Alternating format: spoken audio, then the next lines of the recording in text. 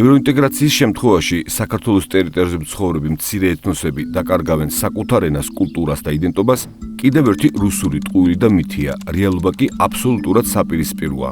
დღეს ევროპის კონტინენტზე თუ რომელიმე სივრცე და გაერთიანება უზრუნველყოფს პატარების, ტრადიციების და ორიგინალურობის შენარჩუნებას, ეს სწორედაც რომ ევროკავშირია. საქართველოს მოქალაქეები იქნებიან ისინი ოკუპირებულ ტერიტორიაზე თუ სხვა კუთხეებში, უნდა იცოდე, რომ ევროკავშირის ვალდებულებაა ყველა ოფიციალური დოკუმენტი, რომელსაც ევროპარლამენტი მიიღებს, ნათარგმნი იყოს ყველა ენაზე. ევროკავშირის ტერიტორიაზე მცხოვრებ ნებისმიერ ეროვნების მოქალაქეს შესაძლებლობა აქვს ყველა დოკუმენტი მისთვის გასაგებ ენაზე წაიკითხოს და გაეცნოს. ამ პრინციპის ანუ მცირე ერების პატივისცემისთვის ევროკავშირი დიდ ფულად სახსრებს ხარჯავს.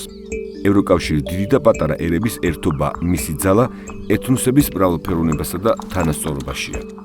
თუ საქართველოს ხდება ევროკავშირის წევრი, მისი ყველა მოქალაქე ხდება ევროკავშირის მოქალაქე.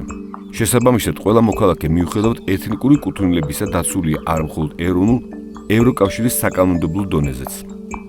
ეროვნული იდენტობის შენარჩუნება და დაცვა გარანტირებული აქვს ყველა ეთნიკურ ჯგუფს. ევროკავშირი მაქსიმალურად ცდილობს, რომ რეგიონებში, სადაც კომპაქტურად არიან დასახლებული ეთნიკური ჯგუფები, მათი უფლებები დაცული იყოს. ამის უამრავი მაგალითებია, როგორც არის სამხრეთ ტიროლი, ალანდის კუნძულები, ფლანდრია და ასე შემდეგ. ამ ტერიტორიებზე დაცულია ერების რელიგიური, ენობრივი და ეთნიკური იდენტობა. როდესაც რუსული პროპაგანდა ეთნიკურ ჯგუფებს ევროკავშირში საქართველოს გაწევრიანების შემთხვევაში ეროვნული იდენტობის დაკარგვით აშინებს, ამ ტყუილს კიდევ ერთ ტყუილს ამატებს. თუ საქართველო გახდება ევროკავშირის წევრი, აფხაზეთი და ოსები არათუ ევროკავშირის, საქართველოს სრულფასოვანი მოქალაქეებიც ვერ გახდებიან. ამიტის აბსურდულობა სულ მარტივად შემდეგშია. ოკუპირებულ ტერიტორიებზე მცხოვრებ ჩვენ თანამოქალაქეებს, მიუხედავად იმისა, რომ მათ ნაწილს რუსული და ეგრეთ წოდებული ადგილობრივი პასპორტები აქვთ, საქართველოს მოქალაქეობა არავის ჩამოურთმევია. ისინი უკვე არიან საქართველოს სრულფასოვანი მოქალაქეები და საბუთების განახლება მათთვის სრული შემთხვევაში მარტივი პროცედურის გავლა იქნება.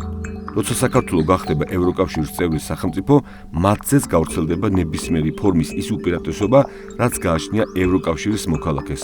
ვერავინ მოიყვანს მაგალითს, რომ ევროკავშირის ტერიტორიაზე მცხოვრები რომელიმე ეთნიკური ჯგუფი არის დაჩაგრული და არ არის კონკრეტული სახელმწიფოსთან ევროკავშირის სრულფასოვანი მოქალაქე.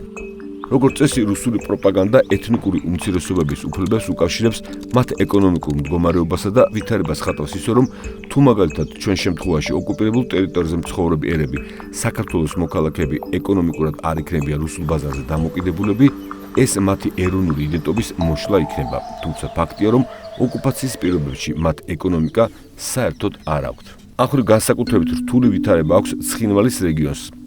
მისი გეოგრაფიული მდგომარეობა ამ მხრივ მთავარი ფაქტორია. შესაბამისად, რეგიონის ეკონომიკური განვითარება მხოლოდ საქართველოსთან ინტეგრაციაშია.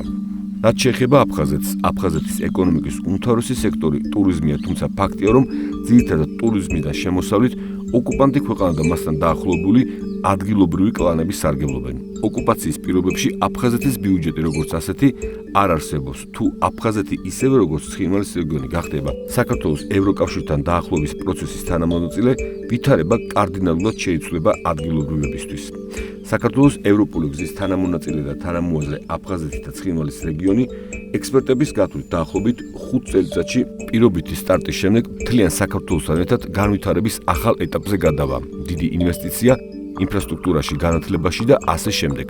ძლიერი ეკონომიკა თავისთავად ძლიერ მოქალაქეს ნიშნავს. განსაკუთრებით იმ პირობებში, თუ მისი იდენტობა დაცულია როგორც ეროვნული კანონმდებლობის, ასევე ევროკავშირის კანონმდებლობის დონეზე.